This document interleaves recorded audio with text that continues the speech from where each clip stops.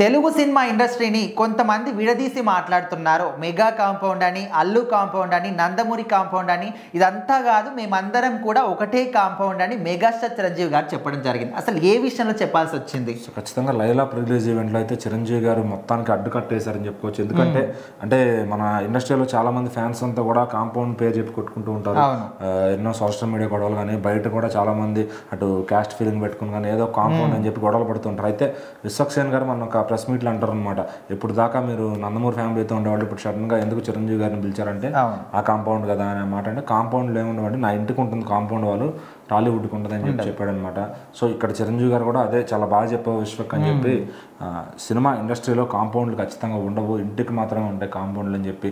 ఎందుకంటే అతను నందమూరి అభిమానం అయి ఉండొచ్చు, అట్లానే బాలకృష్ణ పేరు, జూనియర్ ఎన్టీఆర్ పేరు చెప్పుకోవచ్చు, కానీ అతను మళ్ళీ నా దగ్గరికి వచ్చాడు అంటే తనకున్న ఏదైతే యూనిటీ ఉందో ఆ భావం అందరిలో ఉండాలి ఖచ్చితంగా. సో మరి నేను అందుకే ఈ సినిమాని విష్ చేద్దామని వచ్చాను. ఖచ్చితంగా ఈ సినిమా హిట్ అవుతుంది. సో ఏ కాంపౌండ్ అని చూసుకుంటే ఇప్పుడు దాకా ఇంత పైకి వచ్చేవాళ్ళం కాదు ఖచ్చితంగా.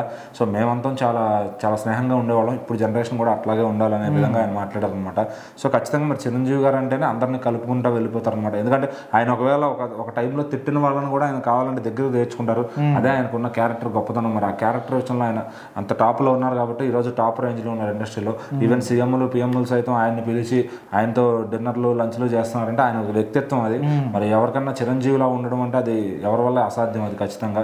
సో మరి ఏ కాంపౌండ్ అయినా సరే చిరంజీవి గారితో స్నేహంగా ఉంటారు కాబట్టి ఆయన కూడా ఆ కాంపౌండ్లు అనేది తీసేసి బతకండి అనే విధంగా చెప్పారు అనమాట. అంటే ఆయన కాంపౌండ్ అని కాదు, ఆయనతో కలిసి ఉండాలని కాదు. ఎట్లా అంటే ఇప్పుడు నందమూరి ఫ్యామిలీ కావచ్చు, మెగా ఫ్యామిలీ, ఇట్లా వాళ్ళ ఫ్యామిలీకి ఒక పేరు ఉంది, వాళ్ళకు ఒక స్థాయి ఉంటుంది ఖచ్చితంగా. కాకపోతే సినిమా రంగానికి వచ్చేసరికి అందరూ కూడా ఒకటే దగ్గర ఉంటారు, ఒకటే సినిమాలు చేస్తారు, ఒకటే రకంగా ఉంటారు. సో దాన్ని గుర్తుకు పెట్టుకుంటే ఖచ్చితంగా బాగుంటుంది. కాకపోతే ఆ ఫ్యామిలీ అని, ఆ హీరో ఫ్యాన్ అని, ఈ హీరో ఫ్యాన్ అని ఖచ్చితంగా మీకు మీరు గోడలు సృష్టించుకున్నారు తప్ప మా మధ్యలో ఎలాంటి గోడలు కూడా లేవు. ఆ విధంగా మీరు కూడా వాటిని తీసేయండి అనే విధంగా టోటల్గా ఆయన మీనింగ్ అనమాట.